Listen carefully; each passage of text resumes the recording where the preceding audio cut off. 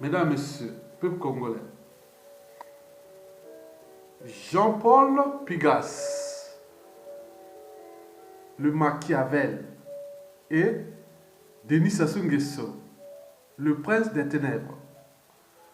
Vous connaissez bien ce couple-là, Jean-Paul Pigas.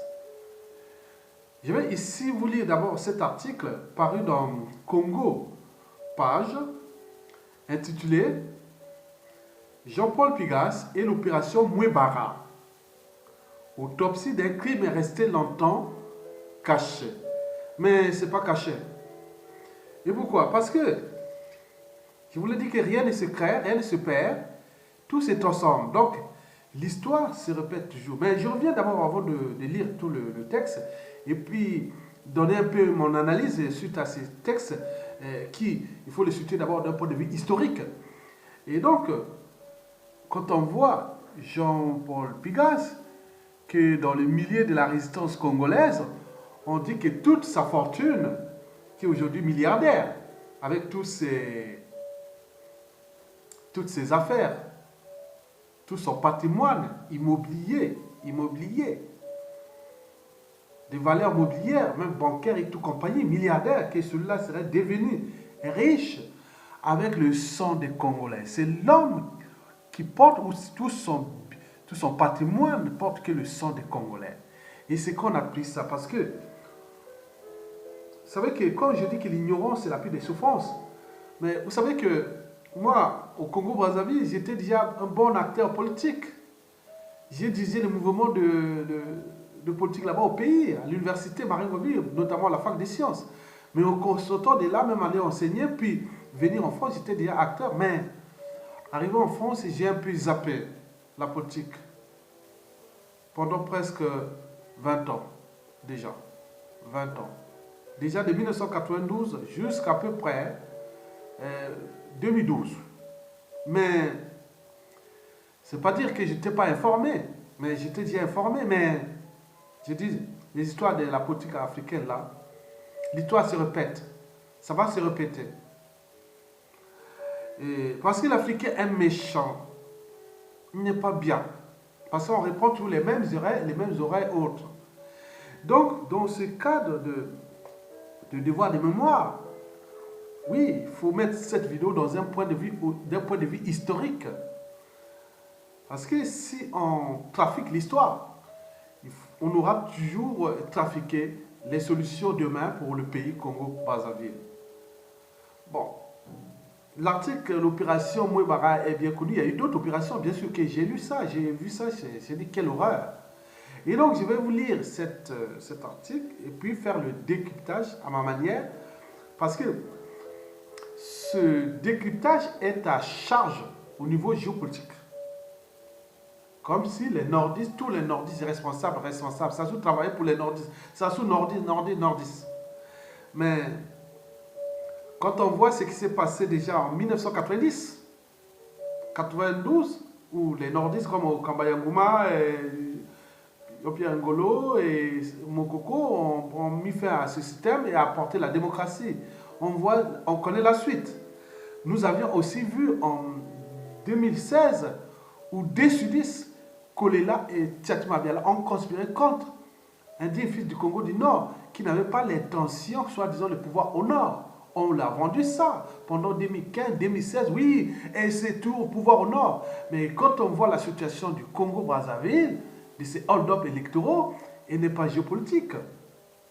Regardez ce qui s'est passé au Gabon, au Tchad, au Cameroun, et puis partout en Afrique centrale, et surtout en Afrique francophone. Donc, il y a quand même une part d'analyse. Mesdames, Messieurs, donc, le dossier est à charge contre les nordistes. Je fais partie des nordistes. Maintenant, je vous dis que pendant cette période-là, moi, c'était la 98, c'était le baby boom pour moi à Paris. Donc, au moment où on faisait les laits, hein, ça pleurait. Hein. Donc là, cette période-là, moi, les appétats, moi, je voyais que d'un côté comme du Nord, on n'a pas une grille d'analyse, on ne connaît pas les sons d'intérêt général. Chacun sait un peu de jeu, quand il est au pouvoir, il a raison, et quand il n'est plus au pouvoir, et il n'a plus raison, et vice-versa, donc vous connaissez le jeu.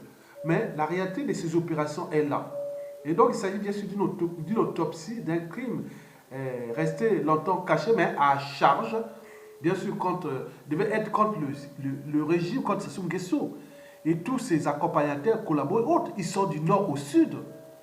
Mais nous, on préfère dire non, mais la responsabilité, une fois qu'un pouvoir est au nord, un sudiste peut faire tout ce qu'il veut, peut continuer, peut collaborer, autre, ben, ce n'est pas la faute de sudistes, c'est la faute des nordistes. Et inversement, quand le pouvoir est au sud, un nordiste peut être tranquille et dire oui, mais tout est au sud. Vous regardez, vous remarquez cette crise de civilisation qui est déjà là, on n'a pas franchi la barrière de la raison.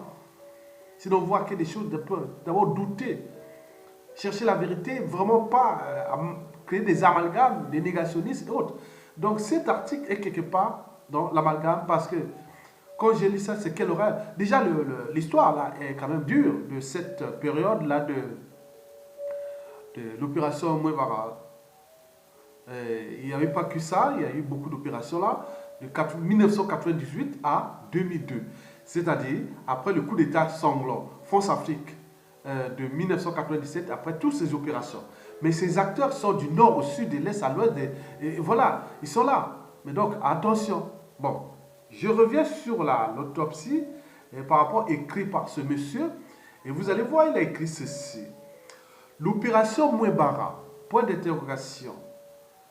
C'est le nom qui avait été donné à la croisade militaire menée par les partisans de Denis Sassou Nguesso dans les départements de la partie australe du pays entre 1998 et 2000.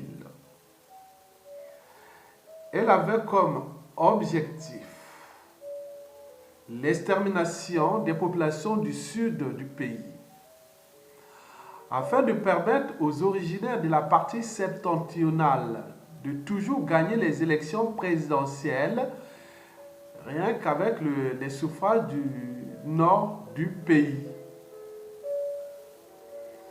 Cependant, le document sur l'opération Mouebara définit non seulement les objectifs, les plans et les missions, il donne aussi les normes d'appréciation des objectifs atteints comme les quotas de personnes à tuer et à déplacer dans chaque département. Alors que le pays avait renoué avec la démocratie et les élections, et un président, Pascal Lissouba, avait été élu dans la transparence, néanmoins cette guerre que Sassou Nguesso avait imposée aux Congolais avait fait 400 000 morts, soit 10% de la population sur les 4 millions d'habitants que compte le Congo, le pays. Selon le Centre français de recherche sur le renseignement, quant aux pertes matérielles, elles n'ont toujours pas encore été évaluées. Et aucune enquête n'a jusque-là été menée.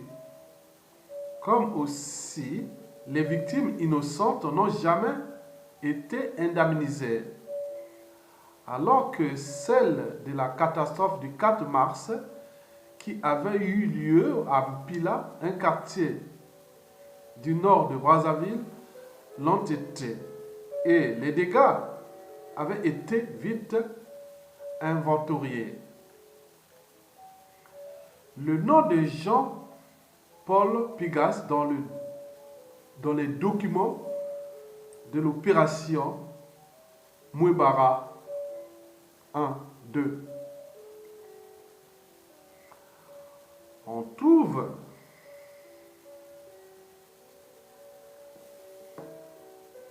dans l'opération Mouebara. Mais ce document qui est très précieux et qui peut aussi servir de preuve des génocides dans le débat ou dans un procès ou encore dans la réécriture de l'histoire du Congo, et puisqu'il fait état d'une programmation des crimes à commettre, révèle aussi quelque chose de soupçonné ou d'inattendu. Le rôle d'un journaliste français dans ce génocide. Les Congolais avaient appris que des éléments de l'armée française avaient combattu aux côtés des milices de Sassou Nguesso, mais ils ne soupçonnaient pas la participation des journalistes français dans leur guerre.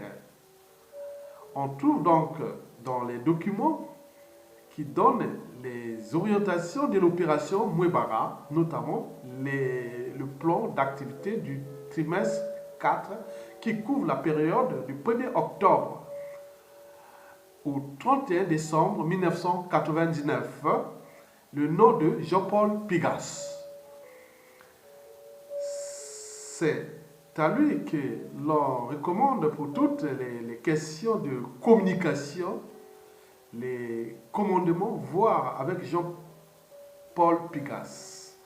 Voilà ce que l'on peut lire dans le document.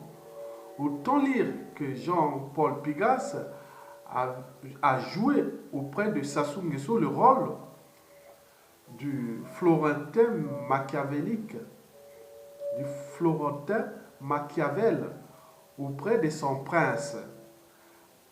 Marabout blanc, Jean-Paul Pigas ne cesse d'influencer le monarque Mboshi depuis le coup d'État du 5 juin 1997, et cela à coup d'espèces sonnantes et très trébuchantes. Cependant, si certains Congolais ne sont pas surpris par cette trouvaille, vu les relations que l'homme a avec le pouvoir, d'autres qui se souviennent encore du combat de Jean-Paul Pigas dans la presse française lorsqu'il défendait les droits humains et la démocratie et luttait contre les dictatures africaines, ne reviennent pas.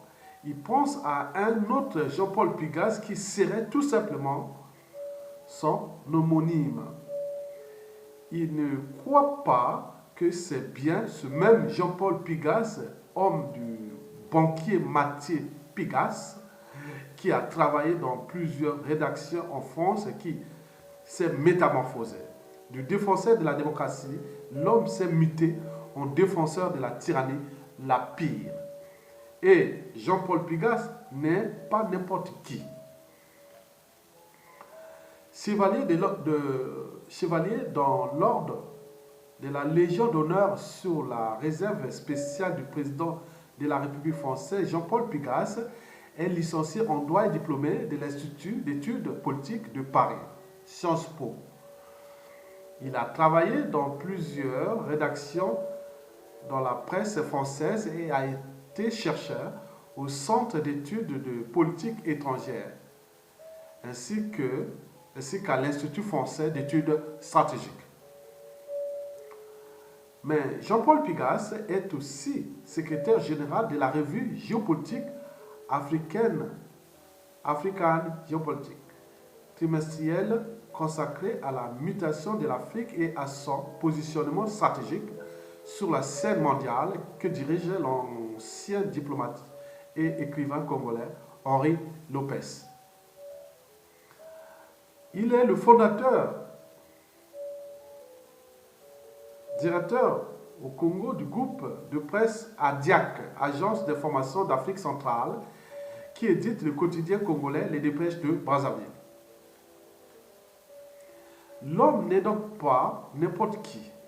Il connaît bien les milieux non seulement de la presse, mais aussi de la politique française et africaine. Et c'est sans doute pourtant, en partant de cet atout, que Sassou Nguesso l'a mis à ses côtés et lui a confié son commandement militaire pour préparer les actions médiatiques avant, pendant et après les raids de génocide. Après les raids, le génocide. Un rôle qui n'est pas de moindre. Mais jusque-là, nous ne disons pas que Jean-Paul Pigas est lui aussi un génocidaire ou un membre d'une bande de criminels, puisque nous n'avons pas encore fait l'autopsie de ces rôles joués avant, pendant et après les raids. Pourtant, nous nous y attelons aussitôt. Néanmoins, c'est une simple reconstitution que nous faisons jusque-là, jusque le document lui-même ne définit pas clairement le rôle qui lui a été confié. Mais nous sommes sûrs de ne pas nous tromper puisqu'il s'agit en gros de désintéresser les médias internationaux aux guerres du Congo. Quelles sont ces actions à mener avant les raids? À notre avis, elles peuvent viser à donner la nature et les enjeux de la guerre, préparer l'opinion nationale et internationale et à justifier la guerre ou les attaques qui vont être menées. Par exemple, il suffit qu'il envoie des dépêches mensongères dans les grandes rédactions et qualifie les forces opposées de terroristes pour démobiliser la grande presse. Cette information peut être une simple brève, mais émise par un grand journaliste de la trempe de Jean-Paul Pigasse, elle donne une source d'information dont on n'a plus besoin de vérifier la véracité. Or, la communauté internationale s'informe ou s'intéresse à une crise à partir de l'intérêt que lui accordent les médias internationaux. Même si elle n'est aussi, même si elle l'est aussi par les voies diplomatiques. Quelles sont ces actions à mener pendant les raids? Elles peuvent être celles qui sont destinées à noyer ou contredire toutes les autres organes de presse qui peuvent pourtant donner de bonnes informations sur ce qui se passe sur le terrain. Jean-Paul Pigasse pouvait donc organiser une campagne auprès des grandes rédactions pour les pousser à ne pas publier les informations qui viennent d'autres sources.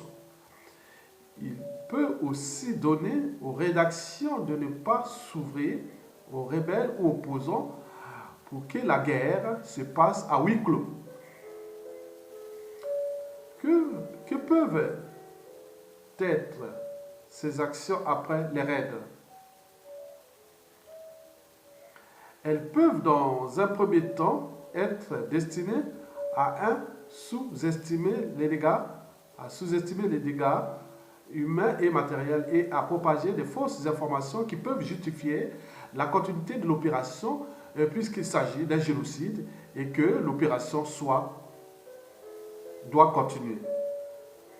Mais Jean-Paul Pigasse pouvait aussi dire pour justifier les prochains raids que devant la résistance des rebelles qui ont utilisé des armes lourdes et qui se sont servis des populations comme bouclier, l'armée est repliée et préparée une offensive.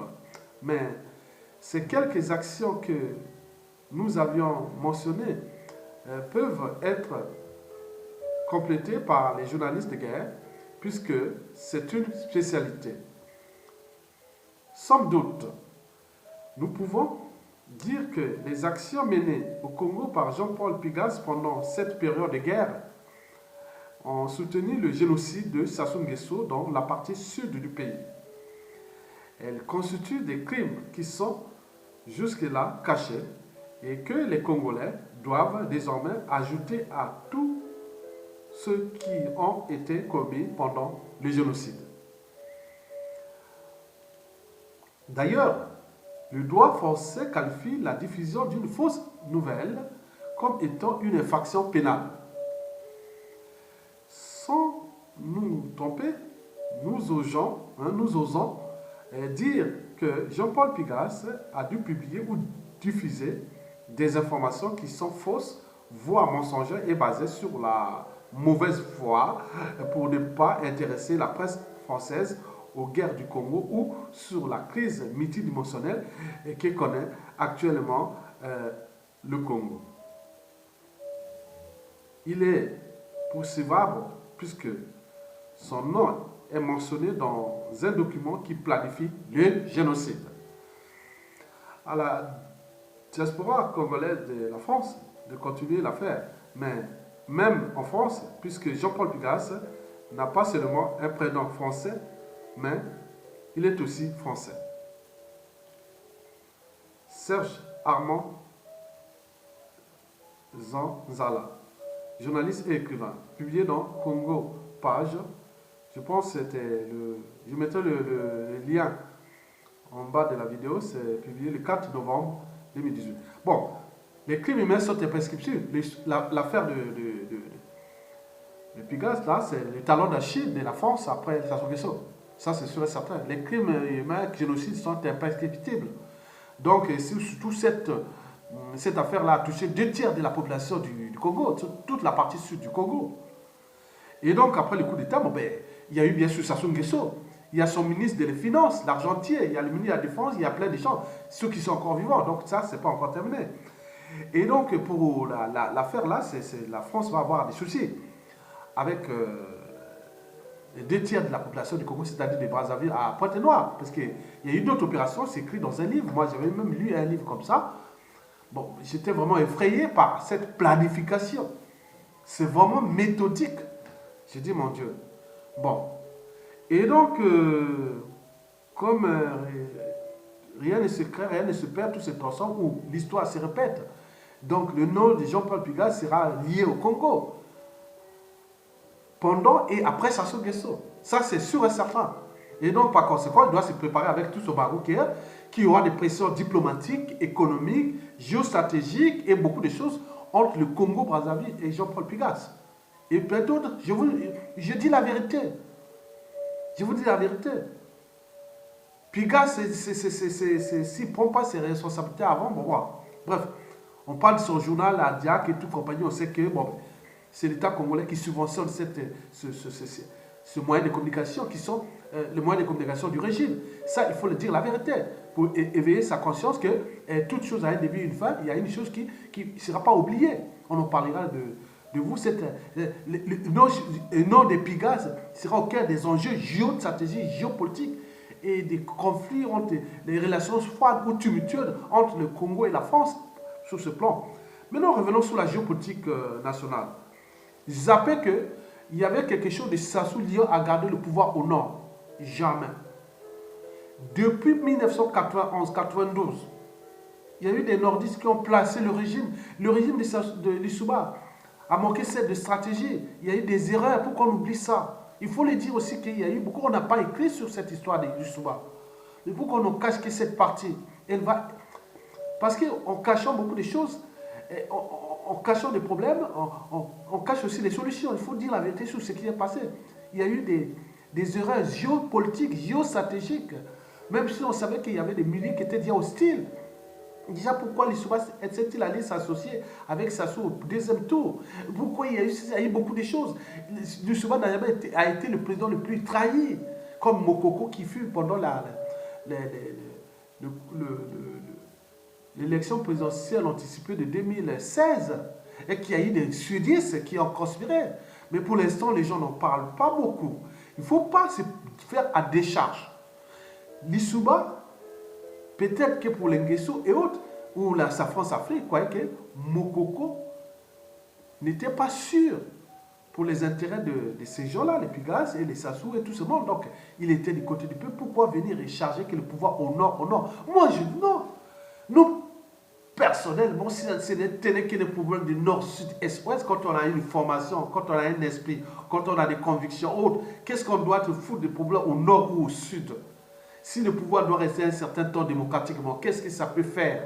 Et si ça reste qu'au sud, du point de vue du vote qui n'est pas lié au courant de pensée ou de crise de civilisation, on est la majorité ethnocentrique et on vote là. Mais déjà, en 2016, beaucoup de la population au sud ont voté Mokoko, même si ces mêmes intellectuels ont venu dire non, les sudistes ont voté majoritairement Mokoko, ils étaient pour ces sorties de Sassou Nguesso. Mais oui, Mokoko est du nord, non?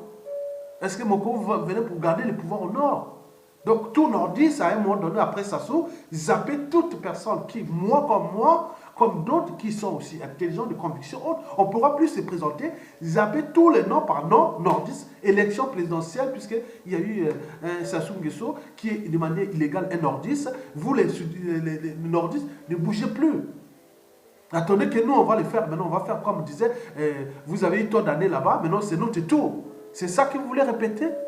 Donc arrêtez de faire ce genre d'analyse. Il y a eu une opération de génocide qui s'est passée et qui a impliqué beaucoup de Congolais.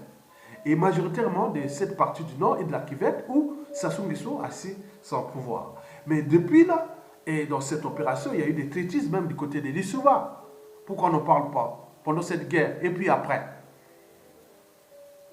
Les gars de Lissouba sont aujourd'hui des dissidents ou alliés de Sassou. Qu'est-ce qu'on n'en parle pas? Donc, évitez de faire ces documents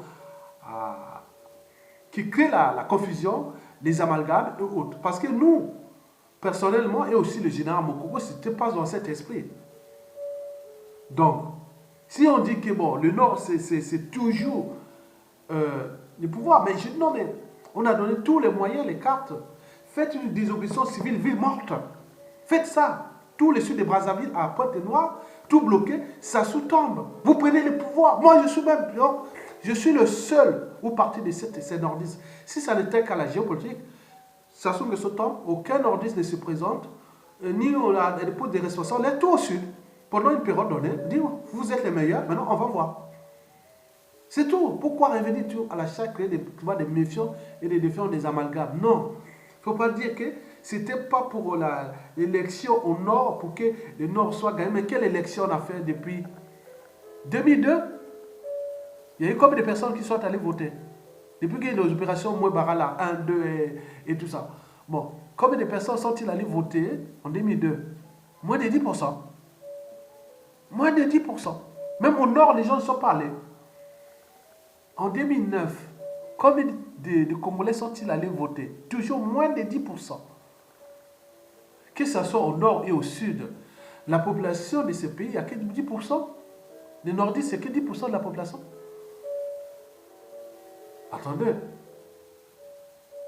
Beaucoup de Nordistes sont dans le Sud. La moitié de la ville de Brazzaville, c'est des Nordistes, non? Les quartiers Ouézié, tout ça autre. Après, nous, cosmopolite, depuis vous ne connaissez pas. Il faut vraiment ce renseignement général avec les données bioculturelles, des tribus qui vont se faire pour essayer un peu de zapper. Et ces trucs-là, le Congo s'est mélangé depuis des années. Vous parlez de quelle population? Quand on parle, le Sud est peuplé en termes de position géographique où les gens sont concentrés massivement. Ce n'est pas dire que tout le Sud est composé, est homogène, et comme peut-être le Nord encore pour les conditions économiques et autres, mais il faut éviter ça. Bon, donc, les problématiques de pouvoir, soi-disant pour laisser au Nord, ils apportent ça. Sassou Nguesso tombe, le problème sera résolu. Pour qui? On zappe cet amalgame de pouvoir au nord, au sud, est. On va trouver les moyens d'organisation, d'accès au pouvoir. Sinon, il faut reconnaître que Lissouba a fait des erreurs et qu'il a été trahi et que nous étions envahis par les erreurs d'abord de Lissouba. Et puis, de nous-mêmes, Congolais, on n'est pas un peuple. On s'est laissé faire. Et sinon, on ne serait pas dans la nasse. Donc, le problème de Sassou aujourd'hui, si ça ne tenait qu'à la géopolitique, eh oui, on peut dire, ah oui, le Nord, oui. Mais pourquoi il y a beaucoup de nordistes qui sont en prison, qui ont été assassinés, qui luttent contre le régime là? Donc c'est pas ça. Donc ça veut dire que si c'était à votre temps, à ce tour, donc ce serait encore dangereux. Donc vous voyez ça? Déjà au temps de Lissouba, j'étais là, à Paris. Mais on ne pouvait même pas contester. Hein. Malgré les erreurs qui ont commencé en 81, 94, 95, on ne pouvait pas te contester. Même pendant la dictature des Sassou, on peut contester aujourd'hui sur la place de Paris. Donc notre but n'est pas de créer ces amalgames. Elles sont du passé. Donc il y a une situation, il y a eu un génocide. Et que dans ce génocide, il y aura des conséquences tant géostratégiques avec la France. Pour le problème de génocide que le Congo va poser ça et demain une résolution aux Nations Unies et compagnie. Mais le problème que j'ai créé aussi, elle aussi au niveau géopolitique national. Parce que c'est que ça se soit fait dans le pool, et puis avec ces opérations-là, qui ne dit pas que l'histoire se répète. Et ça pourra se répéter sur la tribu de Sassou, le clan et autres. Donc c'est ça qu'on alerte. Parce qu'on ne sait pas ce qui va se passer dans la tête de quelqu'un. Parce que la vengeance est naturelle. C'est un plat parfois qui se mange froid. Parce qu'on ne sait pas ce qu'il pense, quel traumatisme. On est au cœur de la psychanalyse. Beaucoup ont perdu des vies. Il y a des gens en France ici qui sont même traqués, du nord au sud, est, ouest. Ils sont dans les situations difficiles qu'on peut même, voilà, on peut même les faire du mal. Et quand on cherche à les déclasser et compagnie. Donc arrêtez de prendre ça à la légère. L'enjeu de s'unir d'abord sur un combat commun. Quand ça se va partir, le problème de ces opérations moins baraques, que j'ai découvert ça, vous vous rendez compte? J'ai découvert ça qu'il y a eu ces opérations à mes 27 ans de France. J'ai découvert ça seulement dans un livre oui, qui a été écrit aux années 2011, 2012. Je ne sais même pas qu'il y avait ça. Mais on nous informait qu'il y avait les résistances des gardes de l'Issouba dans le sud, et que ça s'est vers le Niari, la Boise et autres. Donc c'était cette opération. Donc maintenant on expliquer pour que ça soit clair, positionner le débat du point de vue d'abord de la raison, oui, et aussi du droit. Du droit doit d'abord agir. Mais à partir de là, on va voir que ça devient universel. Mais si vous positionnez seulement sur le ton géopolitique ou partisan autre, ça ne va pas marcher. Ça ne va pas marcher. Donc, je vous invite, monsieur, bon, je vais mettre le lien de votre vidéo en bas, le lien de votre article en bas. C'était pour vous dire ça. Mais en terminant, je dis pour les nordistes, regardez ce que Sassou Nguesso va nous laisser. Et qui demain, on ne sait pas. Comme disait Youlou, un jour ou l'autre, nous aurons un fou. Et ce fou-là, c'est Sassou. Et demain, si nous aurons encore un fou, il sera peut-être au nord, à l'est, à l'ouest. On ne sait pas. Parce qu'il y a eu trop de casses, trop de morts. On cherche à tuer encore des gens. On continue à terroriser la population. Et ça ne fait que monter la source de la haine, des rancunes, des règlements de comptes et des contentieux historiques à venir. Maintenant, sur le plan de Pigas, bon, il est français, il est blanc, mais c'est sûr, là, vont gérer au niveau diplomatique. Hein. Je vous l'ai dit. J'ai été dans les milieux autres. Ça sera vraiment, donc, ça va sortir la France comme ça, devant tout le monde. Ah bon, oui. Ce n'est pas des génocides oubliés. Ce n'est pas des génocides oubliés. Donc, et après, ajouter d'autres génocides. C'est pourquoi la France tient à maintenir Sassou Nguesso. Parce que si Mokoko dit, ah oui, peut-être Mokoko, il sera raisonnable, les choses là vont sortir, mais ils vont sortir, puisque les parents des victimes, les enfants des victimes, et tous, ils sont nombreux. Et que ça coûte 2 tiers de la population, que demain, c'est eux qui vont prendre le contrôle du pays à tout instant. Donc, vous connaissez ça. Donc, je voulais seulement dire ça du point de vue historique et de devoir de mémoire que monsieur Armand, moi, je lis parfois vos écrits dans Congo Page ou autre, mais Serge, Armand, sans Allah, il faut éviter d'être un peu partisan, oui. Ça, c'est un article qui est partisan. Vous avez mélangé un drame qui est d'abord un génocide, il faut le reconnaître, à le truc des nordistes, que Sassou voulait mettre les trucs au nord. Il a regardé quelle élection pour gagner au nord. Tout le monde a dit que Mokoko a gagné l'élection parce qu'il y avait cette montée-là qu'en 2016, il y a eu plus de 70% de la population qui est allée voter, alors qu'avant tout, il n'y avait que 5-10%. Et que majoritairement, on vit à Pointe-Noire, partout, les gens sont mobilisés à Pointe-Noire, d'Olysée. Vous voulez nier ça comme d'autres commencent à nier, comme on a nié au Gabon, au Cameroun, partout. Donc, est-ce que si nous sommes contre nous-mêmes, alors, à quoi ça sert d'organiser ces élections? D'où la fin de Sassou Nguesso, nous devons repenser les modes d'accession au pouvoir, comment les répartir, et du point de vue des collectivités locales et autres compagnies. On en parle de ça. Nous voulons le pouvoir auto-géré demain, au niveau des zones tribales. Donc, toute personne des zones délimitées, tout ce qui est du pouvoir fédéral ou de postes de clé à la fédération, vous devez être, la candidature est posée à toutes les régions, sémis et tribus. Et c'est chaque tribu avec des critères qui envoie l'individu. Donc si on veut avoir des officiers où on veut former là, donc sur 30 officiers, ils vont venir des 30 régions États. Donc les LARI vont envoyer un individu. C'est vous, non, au niveau fédéral, on ne fait plus le recrutement. C'est vous devant la zone tribale. Pour les postes clés, tout ce que sera comme ça, envoyé depuis les régions semi-autonomes. Et si c'est un concours entre eux, ou compétition intellectuelle ou par dossier, et ils vont se battre là, maintenant intellectuel. Mais tout sera d'en bas. Donc arrêtez ça que Dire que bon, ben, il y a certains qui sont pas intelligents, d'autres sont intelligents, d'autres sont les démocrates, d'autres. Non, non, c'est pas ça. Parce que la valeur d'une tribu, ou même d'une ethnie, ne se mesure pas l'individu intelligent ou non. Se mesure en termes de collectivité. De devoir penser ou repenser toujours en permanence la complexité de vos écosystèmes, qui sont d'abord politiques, puis économiques, sociaux, culturels et autres. Est-ce que nous avions posé ces drames-là? Nous sommes devant les faits accomplis avec ce régime Force Afrique et qui cesse de tirer vers le bas toute cette zone de la CEMAC. Mais vous êtes là en train de réfléchir sur des points géopolitiques et nord, sud, est, ouest, alors que les autres sont voient d'une manière globale. Au moment où vous dormez et ils ne travaillent pas dans le sens du nord, sud, est, ouest, parce que ça soit utilisé beaucoup des sudistes. Sinon, ils ne seraient pas là. Donc, je pense que vous avez compris. Et en terminant, je vous dis, prenez l'exemple de ce qui s'est passé en 2016, où deux sudistes, Guy Parfait Kolela et Tchati Mabiala, ont conspiré contre Mokoko, au nord. En 1992, c'est jamais passé. Jamais. Même si ça soit appelé ou pas, les nordistes savaient qu'ils avaient déjà trouvé leur gars pour aller voter. Ce serait ce Kolela où Pascal Lissouba, il n'y a pas de choix de consigne à faire, rien du tout. Mais comme ça s'est passé en 2016, il n'y avait pas de consigne. Et pourtant, il y avait des candidats, même si plus ou moins intéressants du Sud, mais ils sont dirigés là parce que le peuple a toujours le dernier mot et le dernier jugement. Il a toujours raison parce que c'est là où se placent ses intérêts. Donc arrêtez de venir faire des trucs parce que le Congo a changé. Il va changer tout au long de ce 21e siècle.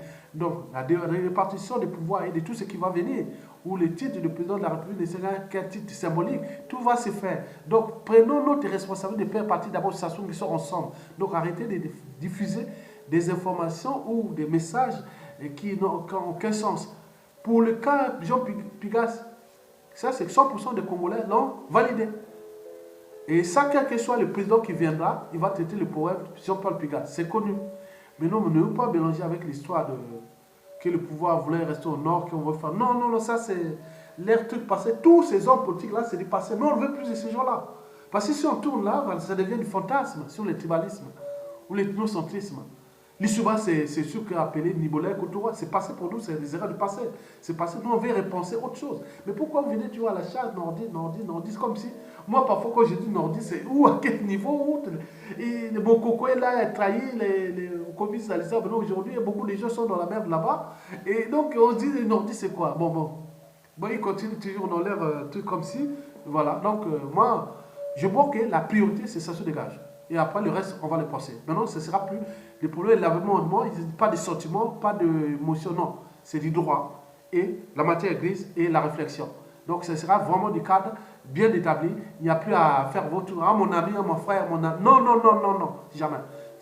On veut d'abord sauver un pays. On parle d'une nation. Une nation appartient à tout le monde. On ne parle pas à une tribu ou autre. Non. C'est une nation qu'il faut d'abord défendre.